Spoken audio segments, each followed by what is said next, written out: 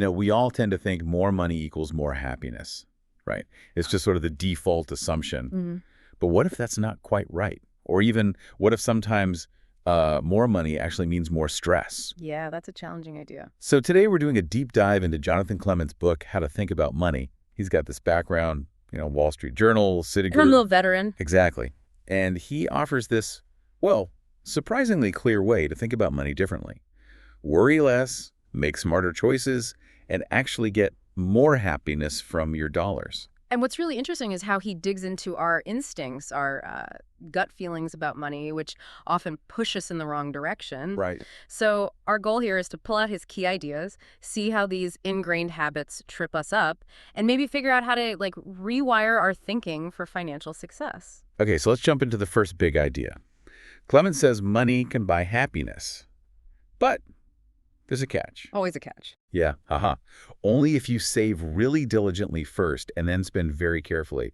It's definitely not about just buying more stuff. Right. He talks about that hedonic treadmill thing. Explain that a bit. Well, you buy something new, it feels good for a bit, but then you just get used to it, right?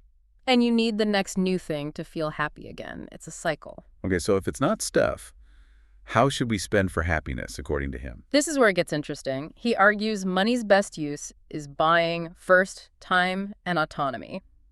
Freedom, basically, then experiences. And only last and really least physical things, stuff. He even shares his own stories. Like what? Well, like how he ditched his big suburban house to cut out a long commute he hated. Buying back time. Exactly. And he quit a high-paying job that was making him miserable.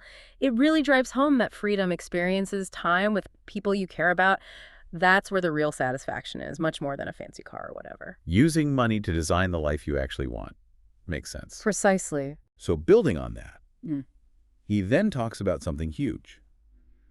We're living much longer now. Oh, yeah, dramatically longer. And that totally changes the financial picture, doesn't it? The old idea of retiring early and just stopping.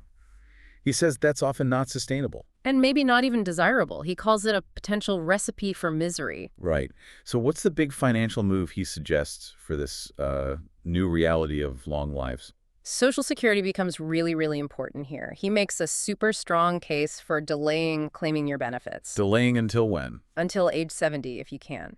He points out your monthly check will be about 76%, maybe 77% larger, adjusted for inflation compared to taking it earlier. Wow, that's a huge difference. It really is. Yeah. He compares it to buying an inflation-adjusted annuity with something like a 7.5% return. In today's world, that's incredible. He basically calls it a no-brainer and a top priority for a lot of people. So it's not just about having enough money to survive longer. No, it's more than that. It's about building a secure base so you have the freedom, maybe earlier than you think, to do things you actually enjoy. Even during those later years. Exactly. Pursue passions, maybe work part-time, doing something you love, not just grinding away until 65 or 70. Okay, that leads nicely into his third point, which I found fascinating. He says we're almost hardwired for financial failure. Yeah, that our instincts inherited from way back don't really serve us well with modern finance. What kind of instincts? Things like focusing too much on the short term, immediate gratification, lack of self-control, and being way too confident in our ability to predict the market or pick winning stocks. So how do we fight that? What's a concrete example? Well, becoming a great saver is a big one. He references that book, The Millionaire Next Door. Oh, yeah, I know that one. And points out that many actual millionaires are incredibly frugal. Really frugal. You might even say cheap. Seriously? Give me some numbers. Okay, get this. The median price they reported paying for dinner was $20, a haircut. $16. I know. And their most popular car brand wasn't Mercedes or BMW, it was Toyota. Okay, that paints a picture. So how do we apply that? What's the practical takeaway? Keep your fixed living costs low. He suggests aiming for under 50% of your pre-tax income. That's a big one. 50%, okay. And then automate your savings. Make it happen automatically every month so it's not a constant struggle of willpower. It just happens. Painless. Takes the instinct part out of it. Right. And that idea of humility. It applies to investing, too, trying to constantly outsmart everyone else. He argues it's mostly a losing game. So what's the alternative? Embrace simplicity. Low-cost index funds. Except that you probably can't beat the market, so just aim to match it cheaply.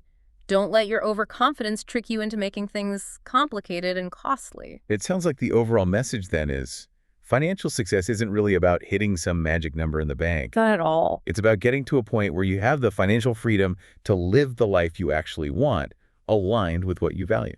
Perfectly put.